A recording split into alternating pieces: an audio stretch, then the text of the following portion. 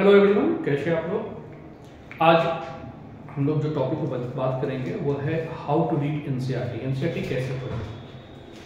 दोस्तों, जब आप सिविल सेवा की तैयारी करते हो तो तैयारी के दौरान अक्सर एक सवाल होता है कि शुरुआत कैसे करें, कैसे स्टार्ट करें।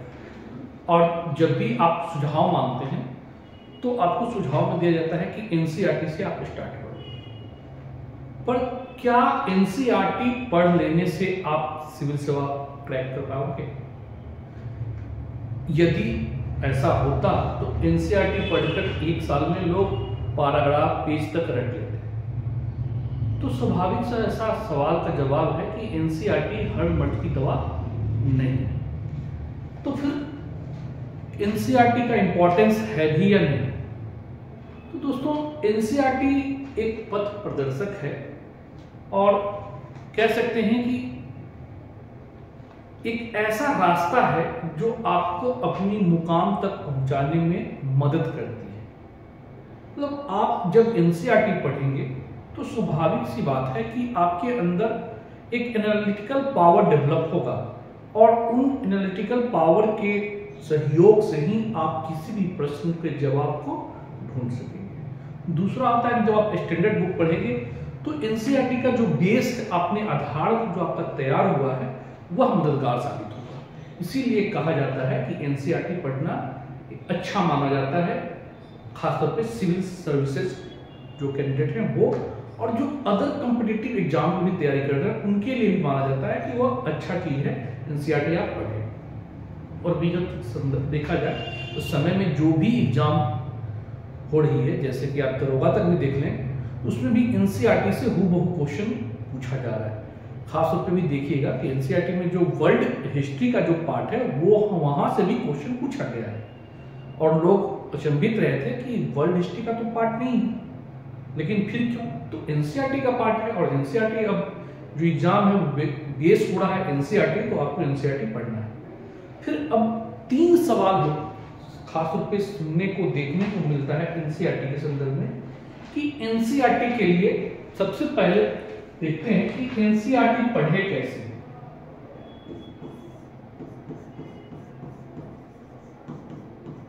कैसे पढ़ें। फिर दूसरा सवाल इसी से आता है कि एनसीईआरटी की जो शुरुआत करें तो किस क्लास से करें, है ना। तो स्टार्ट जो है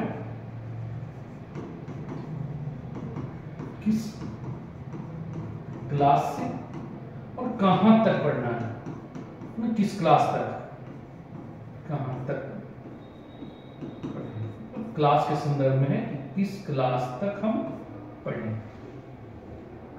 तीसरा सवाल यही होता है कि नोट्स कैसे बनाएं।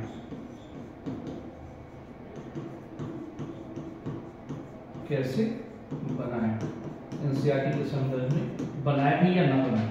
तो आज जो हमारा मुद्दा है जिस पर हम लोग आज बात करेंगे वो इन तीनों पर ही आधारित है। तो आइए सबसे पहले बात करते हैं कि एनसीईआरटी कैसे पढ़ें, है ना।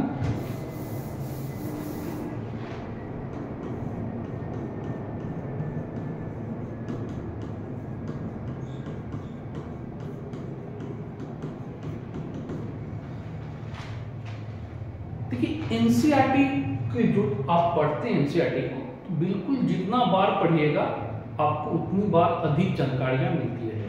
तो इस संदर्भ में कहा भी जाता है एनसीईआरटी को यह गागर में सागर है। मतलब इसमें बहुत सारी चीजें आपको बार बार पढ़नी चाहिए। तो एनसीईआरटी जब भी आप पढ़ें तो एटलीस्ट 2 टाइम्स आपको पढ़ना बहुत जरूरी है, क्योंकि आप फर्स्ट टाइम पढ़ते हैं तो बहुत सारी चीजें हैं जो ऊपर ऊपर निकल जाएगा, आप उसको डेप्थ में जाकर एनालिसिस नहीं कर पाएंगे कि वो कहना क्या चाह रहा था, और बस रीडिंग टाइप का देके निकल जाएंगे। तो इसीलिए कहता है कि एटलीस्ट 2 टाइम्स, ज्यादा हो और अच्छी बात है। तो सबसे पहले यहां पर पढ़ें कैसे में कि आप एनसीईआरटी को 2 बार कम से कम 2 टाइम्स पढ़ें। इसके अलावा जब आप पढ़ते हैं तो इसमें कई सारे व्यू कॉन्सेप्ट डेवलप होता है, और कॉन्सेप्ट डेवलप होगा तो आप किसी चीज को तर्क वितर्क करने की क्षमता रखिए। और प्रश्न देख रहे हैं आजकल खासतौर पर सिविल सेवा में, जो अब one liner question factual question ना होकर कॉन्सेप्चुअल भी दिया जा रहा है, मतलब फैक्ट और कॉन्सेप्ट का मिश्रण है। तो आपको कॉन्सेप्चुअल जो पूछा जा रहा है तो वो कॉन्सेप्ट डेवलप करने के लिए एनसीईआरटी बहुत मददगार साबित होगी। तो इस वक्त पढ़े कैसे? तो एनसीईआरटी जब आप पढ़ते हैं तो सबसे पहली बात ध्यान रखिएगा कि इसमें जो क्लासेस बुक है, मतलब एक सब्जेक्ट मान लीजिए कि हम ज्योग्राफी की बात करते हैं, ज्योग्राफी जो आप पढ़ रहे हैं तो 8th में पढ़िए, 9th में पढ़िए, 10th में पढ़िए, 11th में, 12th में, तो जो ये आप पढ़ रहे हैं इसमें अलग अलग क्लास में अलग अलग टॉपिक होता है ना, अलग अलग टॉपिक होता है। और इन टॉपिक में देखिएगा कि जो क्लास मान लीजिए कि ज्योग्राफी पढ़ रहे हैं तो खनिज अगर नल जो है आप पढ़ रहे हैं तो 8 में भी पढ़िएगा, 9 में भी पढ़िएगा, 10 में भी, 11 में भी, 12 में भी। तो प्रत्येक क्लास में खनिज का टॉपिक है। तो जब आप पढ़ते हैं तो करिए क्या कि इन सभी टॉपिक को कोरिलेट करके पढ़िए। जैसे आप स्टार्टिंग किए हैं खनिज, 8वां में, 9th में, 10th में क्या क्या मेंशन किया हुआ है, सभी को एक साथ पढ़िए। एक साथ पढ़ने से क्या होगा कि कॉन्सेप्ट क्लियर होता चला जाएगा कि आगे इसके बाद क्या, इसके बाद क्या। ठीक है। तीसरी जो बातें इंपॉर्टेंट है कि आप एनसीईआरटी में देखिएगा खास तौर पे होमवर्क दिया रहता है ना, होमवर्क कि आप ये चीज बताई गई है, बाकी चीजें आप करके आइए। ये बड़ा इंपॉर्टेंट होता है। या इसी में देखिएगा लिखा रहता है, क्या आप जानते हैं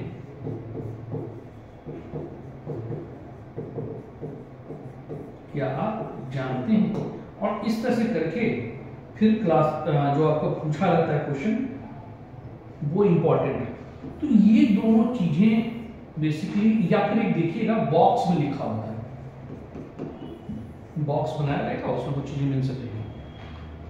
स्टूडेंट जो है इन पर ध्यान नहीं देते हैं और अक्सर जो प्रश्न है वह इन सेगमेंट से ही पूछा जाता है। तो जब भी आप पढ़ें तो इन बॉक्स को ध्यान में दें, होमवर्क जो रहता है वो चीजें पूरा करें, या फिर क्या आप जानते हैं इससे पूरा करें। देखिए दोस्तों, होता क्या है कि जब आप एनसीईआरटी पढ़ते हैं, स्वाभाविक बात है कि एनसीईआरटी में लोग ये चल के दिमाग में रखते हैं कि 8th class, 9th class, 10th class की टीचर पढ़ना है स्टूडेंट को, लेकिन पढ़ाते कौन है? टीचर। और टीचर जो क्लास में स्कूल में होंगे वो एक्सपर्ट होते हैं अपने सब्जेक्ट का। उनका जो ज्ञान है ये 8, 9, 10, 11, 12 से ऊपर का होता है, और ये जो चीजें हैं वो क्लियर जो है वो आपका टीचर करते हैं। तो इस संदर्भ में आप जब तैयारी करते हैं तो अगर आप सब्जेक्ट के एक्सपर्ट हैं तब आप निश्चित तौर पर देखिएगा कि यहाँ पर जो चीजें छूट रही हैं वो आपको एक्सपर्ट ही बताएंगे। तो अगर आप इनिशियल स्टेज में हैं तो आप टीचर से, सीनियर से, या अन्य जो भी आपके मित्र हैं, कोई भी हो, उनसे आप मदद लीजिए। खासतौर पे जो सब्जेक्ट एक्सपर्ट मित्र हैं आप उनसे भी सहयोग ले सकते हैं। अगर क्लास कर रहे हैं कहीं तो बहुत अच्छी बात है। तो कहने का मतलब यही है कि इन सभी चीजों को, होमवर्क को, बॉक्स को, क्या आप जानते हो, ऐसे ऐसे मुद्दों को आप छोड़ना नहीं, इनको भी आप ध्यान में लेके चलिए। ठीक है। और इसके अलावा दूसरा जो हमारा टॉपिक है कि किस क्लास से पढ़ें, हम उस पर बात करें।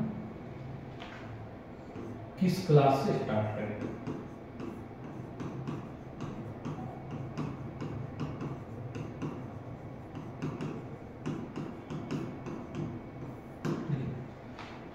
क्लास ये डिपेंड करता है कैंडिडेट के बेसिक, या कह सकते हैं कि आप पहले किस तरीके से पढ़े हैं, क्या आपका टॉपिक सब्जेक्ट रहा है। जो बंदा आर्ट्स बैकग्राउंड का है वह चाहे तो आप 9, 10, 11, 12 भी पढ़ सकते हैं। जो साइंस बैकग्राउंड का है वो 9, 10, 8 7 इस तरह से कर सकते हैं। तो डिपेंड करता है कि आपका बैकग्राउंड कैसा है। तो पहला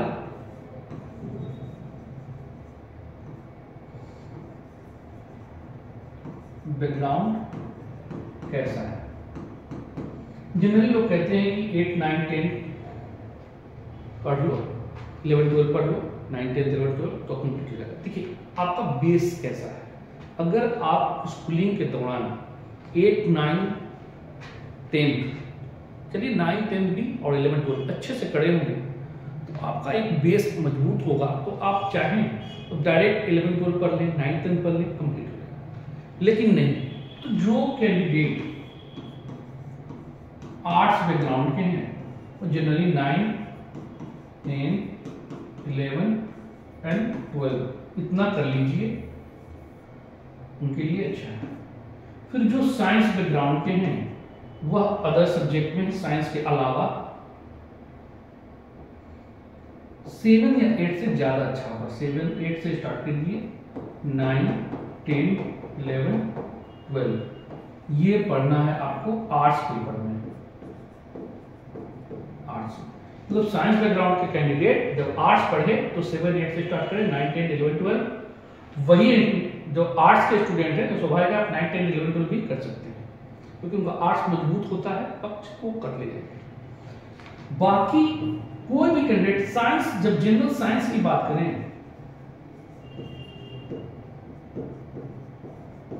तो ये आप यहां से जो साइंस बैकग्राउंड के नहीं है उनके लिए मैं बता रहा हूं, जो आज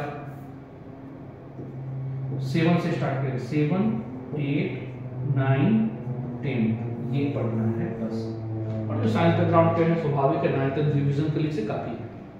तो ये आपको जो क्लासेस स्टार्ट करनी है 7 8 से स्टार्ट करनी है और 12 तक साइंस, जनरल साइंस केवल 10 तक, 11 12 मत पढ़िए, न्यूमेरिकल है बहुत ज्यादा दिक्कत आएगी, मतलब भी नहीं बनता। अब एक आध क्वेश्चन कभी न्यूमेरिकल दे ही दिया तो क्यों उसके लिए इतना मेहनत करना, है ना। तो आप 9 10 तक कवर करें, बहुत अच्छा है। तो ये रहा क्लास स्टार्ट कर सके। अब जो तीसरा प्रश्न है नोट्स कैसे बनाएं, उस पर हम चर्चा करते हैं।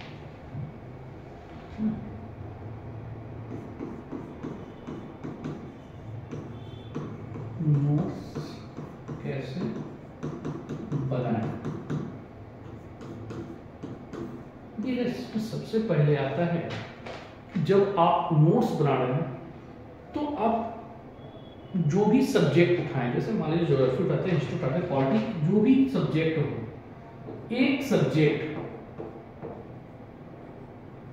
आप जब उठाते हैं, एक सब्जेक्ट के जितने सभी क्लास कह सकते हैं, सभी क्लास, जैसे आप 7 लेते हैं 7 8 9 10 11 12 या 8 9 10 11 12 जो भी हो, सभी क्लास के टॉपिक को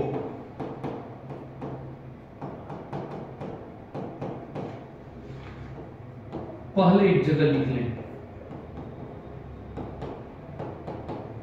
पहले एक जगह लिख लें और इस टॉपिक में जो कोऑर्डिनेट है, मैं कहने लगा कि जो टॉपिक 8 में भी है 9 10 में भी है, तो जब भी टॉपिक होगा तो सभी टॉपिक को एक जगह मेंशन करें, सभी टॉपिक को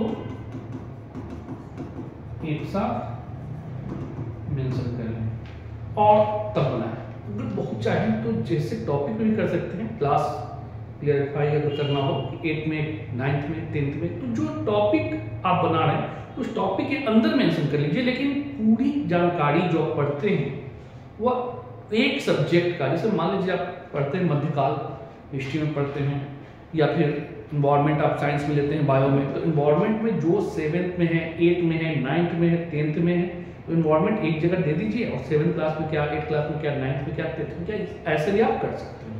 तो ये अच्छा होगा। तो आप ये इस प्रकार से करके और नोट्स बनाएं। नोट्स में दोस्तों कभी भी दो चीजों पर ध्यान दीजिएगा। एक, जो कैंडिडेट पूरा का पूरा किताब छापने लगा, जैसे नोट्स बनाने की एक कला है, अगर आपको कला ना पता हो तो जरूरी नहीं है कि आपको नोट्स बनाना ही पड़ेगा। तो कभी भी किताब छापने, अगर जो दोस्त किताब का पूरा पढ़ के लगता है कि उनको ये पॉइंट इंपॉर्टेंट है, ये पॉइंट है, तो किताब मत उतारें, सीधा है मन उतारे। कुछ कॉन्सेप्ट जहां पर आपको डाउट लगता है वो लिखिए, या फिर पॉइंट आउट भी करना सही नहीं। पॉइंट आउट केवल कर दिए बस लाइन लाइन, तो वो भी बहुत कारगर साबित नहीं होगा, क्योंकि अभी एनसीईआरटी मार्केट में देख रहे हैं भरा पड़ा, उससे कोई मतलब ही नहीं है। थोड़ा कॉन्सेप्चुअल, थोड़ा जो इंपॉर्टेंट टर्मिनोलॉजी वगैरह है वो आप टेंशन कीजिए। फिर एक सवाल आता है कि सर क्या जो किताबें मार्केट में हैं,